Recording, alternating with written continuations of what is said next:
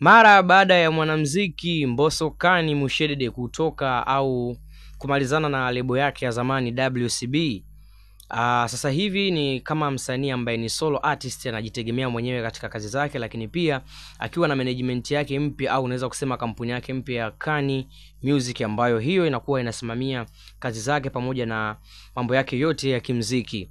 So sasa hivi program ambayo yanayo ni kufanya media tour kwa ajili ya kufanya promotion ya EP yake ambayo ameitoa ya Room Number 3.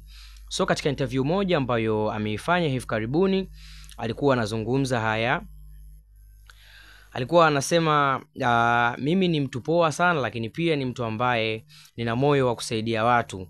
Maneno haya alidedicate baada ya kuonekana kwamba kuna interviews na views za aliyekuwa msanii ambaye anafanya naye kazi katika lebo yake ya kwanza kabisa ya Moto Bendi, Enoki Bella. Sasa anasema mwenyewe ameshangazwa kwa kiasi kikubwa kutokana na interview ambazo anaziona anafanya Enoki Bella za kumzungumzia vibaya, wakati yeye anasema ameplay part kubwa katika maisha yake ya kumsaidia Enoki Bella, lakini pia kutatua changamoto zake kadhaa katika maisha yake na nini na vitu kama hivyo. So ameongea kwa huzuni kubwa sana kuonekana kwamba hajafurahishwa na kile ambacho Enoki Bella amekuwa akikuzungumza. Lakini mara baada ya hapa na pale, Enoki Bella naye alikuja kushare katika Instagram account yake na kuandika maneno mengi sana, lakini kwa ufupi tu ni kwamba ni maneno ya kujishusha, lakini pia kuomba msamaha kwa kile ambacho kinaendelea.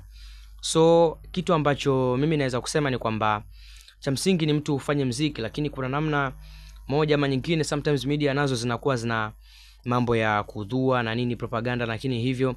Kwa hiyo kitu ambacho naweza kusema ni kwamba Mbosso Kani saizi ni solo artist, lakini pia afanye muziki, achane na vitu vingine kabisa, afanye muziki wake. So far wewe mtazamaji, lakini pia una comment gani kwenye comment section hapo ya hiki ambacho nimeshare katika channel yetu pendwa ya Mbagala Online TV? Kipi ambacho unaweza kumshauri Mbosso Kani, lakini pia unaweza kushauri muziki wake kwa ujumla? Lakini so kitu ambacho cha msingi ni kwamba kwenda kuifuatilia EP yake Extended Playlist ya Room Number 3 ambayo ina ngoma kali ambazo kila track inayogusa ni ya moto kutoka katika hiyo EP yake ya